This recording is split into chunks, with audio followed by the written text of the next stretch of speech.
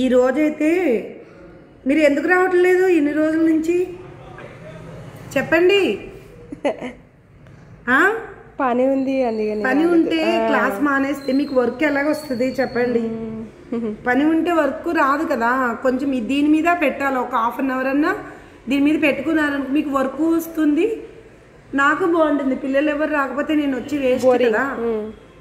ఇది ఇప్పుడు ఇది ఉంది కదా, ఇలా తీసుకోవాలి, ఇది ఎక్కువ తీసుకోవాలి.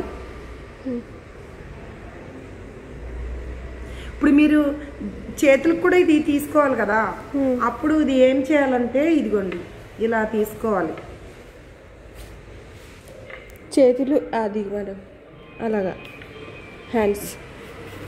మీకు హ్యాండ్స్కి చేతులు ఇవన్నీ కూడా కొంచెం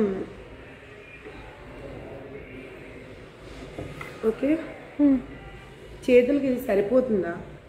సరిపోతుంది. అది సరిపోతుందంటే జాయింట్ అవుతుంది. ఇక్కడ ఉంది మేడం అక్కడ లైనింగ్.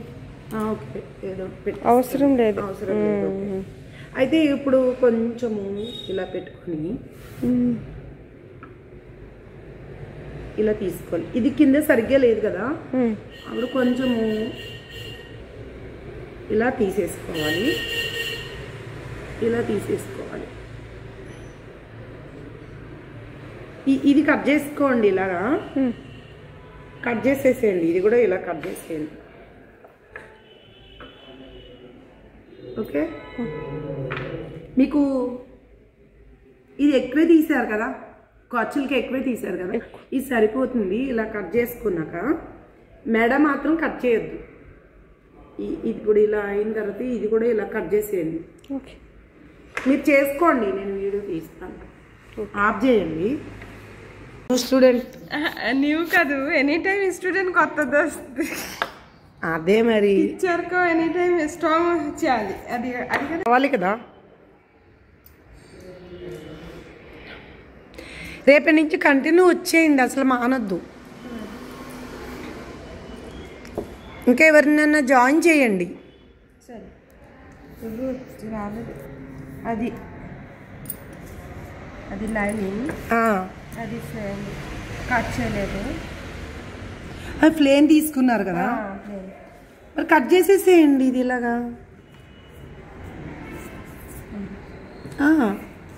భయం వేసిందా? కాదు మరి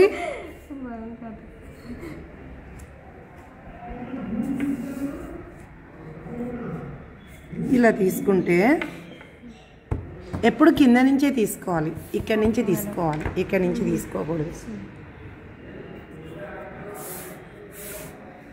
ఇలా తీసుకోవాలి. ఇది కుట్టేసిన తర్వాత అప్పుడు అది ఓకేనా.